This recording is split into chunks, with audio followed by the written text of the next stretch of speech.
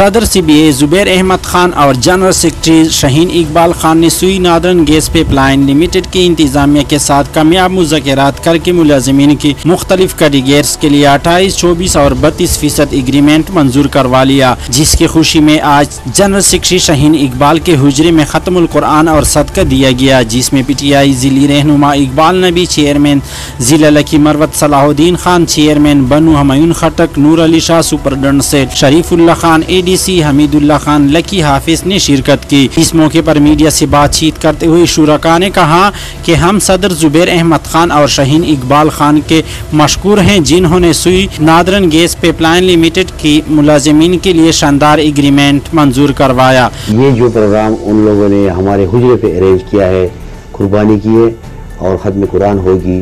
یہ ایگریمنٹ کی خوشی میں ہو رہی ہے۔ ہم بہت مشکور ہیں اپنی CBA کے،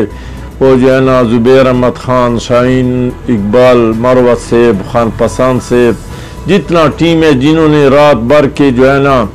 اپنے امپلائیز کے لیے محنت کیا ہے نا، تو اتنے مشکل حالات میں انہوں نے اتنا اچھا اور بہترین ایگریمنٹ کیا ہے، ہم تہ دل سے شکر گزار ہیں اور سارے سب سوئی گیس کے امپلائیز کو ہم مبارکباد پیش کرتے ہیں۔ ہمارے جو لیڈرز ہیں زبیر خان اور شاہین اقبال اور اس کی ٹیم نہایت ذہین اور دلیر ہیں، امپلائیز کے حقوق کے لیے